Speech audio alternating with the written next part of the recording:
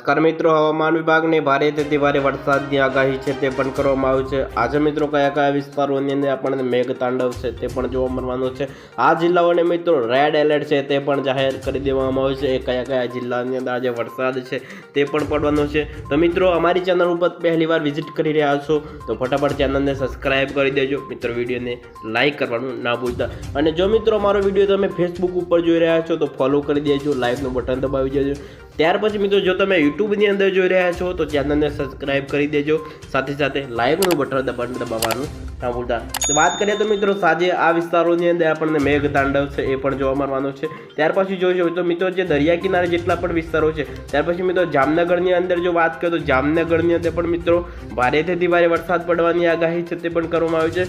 સાથે સાથે મિત્રો વેરાવળના પણ કેટલાક વિસ્તારોની અંદર મિત્રો ભારેથી અતિ ભારે વરસાદ પડે તેવી આગાહી છે તે પણ કરવામાં આવી છે। ત્યાર પછી જો વાત કરીએ તો જે દરિયા કિનારાનો જે પટ્ટો છે ત્યાં પણ મિત્રો ભારેથી ભારે વરસાદ પડે તેવી આગાહી છે તે પણ કરવામાં આવી। જો કોહાથી લઈ પોરબંદરથી લઈ જુનાગઢ લઈ ઉનાથી લઈ આજે રાજકોટ સુધીનો જે પટ્ટો છે તેમાં મિત્રો ભારેથી ભારે વરસાદ પડે તેવી પણ આગાહી કરવામાં આવી છે। ત્યાર પછી મિત્રો તમે ભાવનગરની અંદર પણ જોશો તો મિત્રો ત્યાં પણ મિત્રો છૂટો છવાય હળવોથી મધ્યમ વરસાદ પડે તેવી પણ આગાહી છે તે પણ કરવામાં આવી છે। ત્યાર પછી તમે જોશો તો મિત્રો જે નલિયાના વિસ્તારો છે, તે ગાંધીધામના વિસ્તારો છે, જે હળવદના કેટલાક વિસ્તારો છે, ત્યાર પછી મિત્રો અહીંયા કાવડાના કેટલાક વિસ્તારો છે, ત્યાર પછી મિત્રો સુઈગામ વિસ્તારોની અંદર પણ મિત્રો છૂટો છવાય હળવોથી મધ્યમ વરસાદ પડે તેવી પણ આગાહી છે તે પણ કરવામાં આવી છે।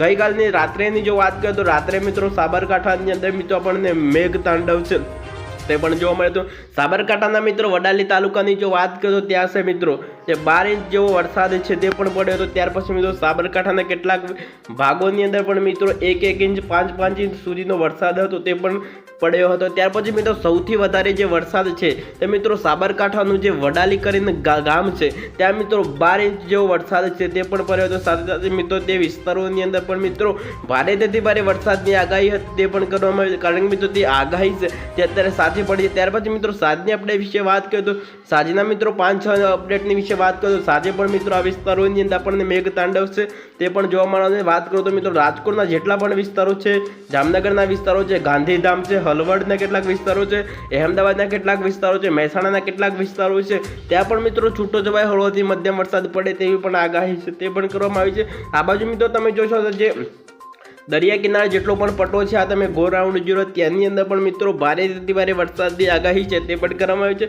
સાબરકાંઠા, મહેસાણા, હિંમતનગરની જો વાત કરીએ તો તે જે વડોદરા જેવા વિસ્તારોની અંદર વડોદરાની અંદર પણ મિત્રો છૂટો છવાય હળવોથી મધ્યમ વરસાદ પડે તેવી આગાહી છે। અહેમદાબાદના કેટલાક વિસ્તારોની અંદર પણ મિત્રો વરસાદની આગાહી છે તે પણ કરવામાં આવી છે। ક્યાંક મિત્રો 7-7 ઇંચ સુધીનો વરસાદ પડે તેવી પણ આગાહી છે તે પણ કરવામાં આવી। ત્યાર પછી મિત્રો જે દાહોદના જ વાત કરીએ તો દાહોદની અંદર પણ મિત્રો છૂટો છવાય હળવોથી મધ્યમ વરસાદ પડવાની આગાહી છે તે પણ કરવામાં આવી છે। જે ડુંગરપુરના જેટલા પણ વિસ્તારો છે ત્યાં પણ મિત્રો છૂટો છવાય હળવોથી મધ્યમ વરસાદ પડવાની આગાહી છે તે પણ કરવામાં આવી છે।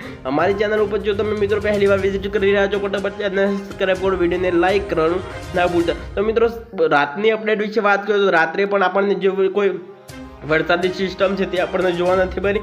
આ બાજુ તમે જોશો તો જે દરિયા કિનારો જે પટ્ટો છે ત્યાં પણ મિત્રો છૂટો છવાય હળવોથી મધ્યમ વરસાદ પડે તેવી શક્યતાઓ છે તે પણ વ્યક્ત કરવામાં આવી છે। રાતની અપડેટ વિશે વાત કરજો જો મિત્રો દાહોદના કેટલાક વિસ્તારોની અંદર પણ મિત્રો છૂટો છવાય હળવોથી મધ્યમ વરસાદ છે તે પણ પડી શકે છે, કારણ કે મિત્રો જે વરસાદ છે તે આપણને બંધ નથી થઈ જતો, અમુક જગ્યાએ મિત્રો છૂટો છવાય હળવોથી મધ્યમ વરસાદ આપણને જોવા મળી શકે। ત્યાર પછી મિત્રો સુરતની અંદર પણ મિત્રો વરસાદ પડે તેવી સંભાવનાઓ છે તે પણ વ્યક્ત કરવામાં આવી છે।